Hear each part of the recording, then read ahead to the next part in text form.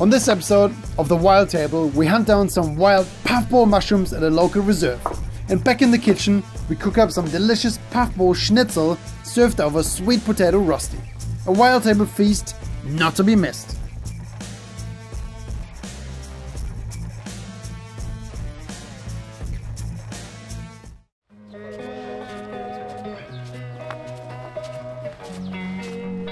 It is in the middle of June at the moment, and this is kind of a special date for us actually, because we uploaded our first YouTube video almost a year to the day. 4 days from now will be the day that we started our YouTube channel.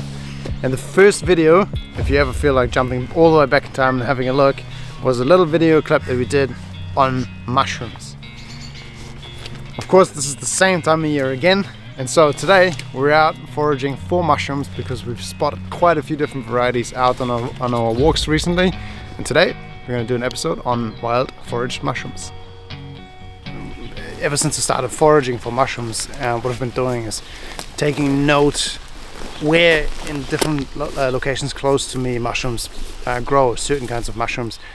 It's really important to know that certain mushrooms, or pretty much all mushrooms, have relationships with other plants, trees and materials that they like to grow on, etc. So if you're getting interested in foraging for mushrooms and looking for mushrooms, you sort of have to start building a little bit of a library in your mind about what mushrooms like to grow where, and where close to you those things are found. So right here in my hands I got a really nice example of a puffball mushroom.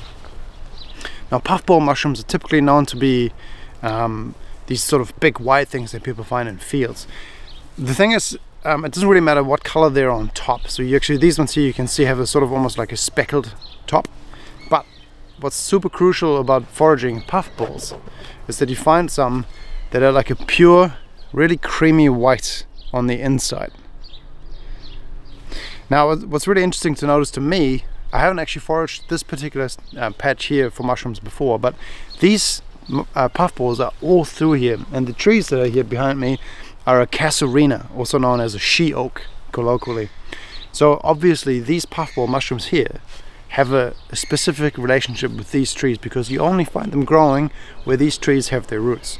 So that's super interesting, and what I do is I just bank it in my library, and I will know for the coming seasons to look at this spot for this particular kind of mushroom. Now there's a few things when it comes to mushrooms that you should be aware of when looking to harvest them. First of all, don't just pull them out of the ground, because that little sort of root-like structure that's underneath the mushroom, that's actually the mycelium. And the mycelium is the mushroom itself. The mushroom, the bit that you pick, is actually just the fruit of the mycelium. So it's kind of like the apple to the tree, this being the apple and the tree being the mycelium. If you rip the mycelium out of the ground, what you're doing is you're essentially destroying the tree itself. So you want to leave that behind. So take a nice sharp knife, I just use my hunting knife, and just cut it off and take the edible portion off the mushroom, because in all reality what's underneath it later you're going to have to cut off anyway.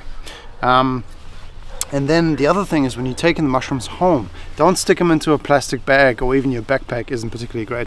Try to use something like this, like a net or something that has mesh.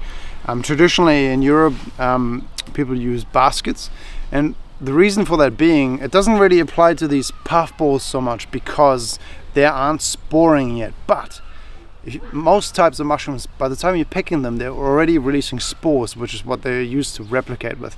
So if you're carrying your mushroom through the forest in a basket or in a net, the mushroom actually has a much greater possibility to release its spores and basically replicate itself in the forest or wherever it is that you're harvesting from. As soon as you put it into a plastic bag, one, it cannot do that anymore, and two, you'll actually destroy your mushroom. So quite often you'll come home and your mushroom in the plastic bag is going to be nothing but mush.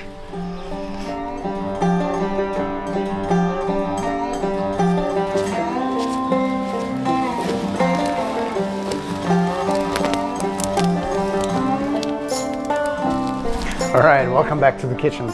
We managed a beautiful haul of puffball mushrooms yesterday, and so I come up with a neat little recipe. What we're going to do this morning, we're going to take these puffball mushrooms, cut them into slices, and then turn them into a kind of a puffball schnitzel, if you will, with a panko crumb on the outside. Then we're going to serve that on top of a sweet potato rosti. Alright, so we're going to focus on the sweet potato rosti first. It takes a little bit of time. What we're going to do is we're going to take half a sweet potato, an apple, a carrot and some spring onion. We're going to zap the whole lot through the grater attachment on the blender. Of course, you can also do it on your manual hand blender at home if you want to, until we have a nice pile of grated vegetables essentially. Then we're going to take that pile of veggies and we're going to squeeze as much of the moisture out of it as we can, and then add an egg back into it to bind the whole lot together. And then we're going to form nice little rosti cakes which we're going to fry in the frying pan to form the base of our stack.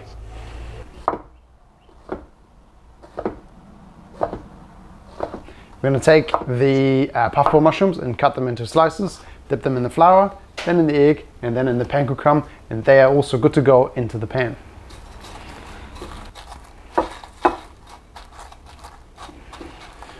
Here we have the mushrooms which are now coated in the egg wash and panko crumb, and here we have the slightly dehydrated lot of vegetables. But we've just taken it and put it into a cloth and just wrung it out a little bit more to get rid of some of that moisture. Now this here is sort of the texture and consistency that you're looking for to form your rostis. Now I've just found a really simple lid in the pantry which I'm going to use as my sort of template. I'm just going to take enough of this mixture to sort of fit it into this template to get a nice round shape going on. And then that is pretty much my rosti good to go, if I can get it out of the shape. There you go. What I like about this dish is it's just a super simple process. Making those rostis, piece of cake, and coating those mushrooms into this sort of schnitzel variety, also a piece of cake.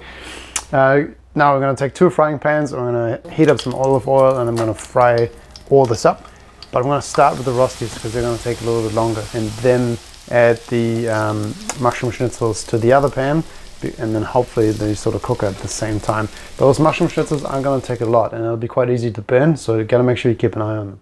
One thing that you'll notice is that mushrooms in general like to really soak up the oil, so don't be afraid to add lots and lots to the pan to keep it cooking properly. Everything is sizzling away really nicely. We're getting some nice browning on the little rosti stacks, and the sort of the mushroom schnitzels are frying away gently, which is quite good, so we're not burning the panko crumb. Now I'm taking a nice thick slice of camembert cheese and I'm going to add it to the rosti so it can start to sort of melt over the top. And then I'm also going to slice some lemon and drizzle that over these mushroom schnitzels, because that little hint of lemon on there is just beautiful.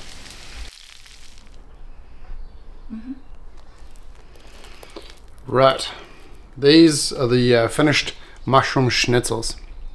Now, puffballs, okay? Puffballs have a texture that's a little bit sort of reminiscent of, say, something like mozzarella cheese. Sort of squishy, a little bit firm, but not too firm. If you undercook puffballs, the texture is most of the time going to be fairly strange and not really that nice. So if you're going to pan fry puffballs, make sure that you cook them thoroughly through. And this batter, on the other hand, there's sort of almost like steam inside the crumb there. So this is still like quite squishy, a little bit sort of marshmallowy almost in flavor, but it's nice. I don't know if it just offsets the crumb, but it's nice. I really like it. Good strong hint of mushroom flavor in there. Yeah. Now we've served the final stack on a little amount of lettuce with the rosti underneath, and then a slice of camembert over the top, and then place the mushroom schnitzel on top, and then finish that off with a little garnish of cranberry sauce. That mushroom schnitzel with the cranberry sauce, just a winner. If you're into mushrooms and foraging and you want to give it a crack, try this with puffballs. Puffballs are one of the most easily identifiable and safe to eat mushrooms out there. Do make sure that you triple check it and that you are certain of what you're eating, but this is a good meal to do with a foraged puffball.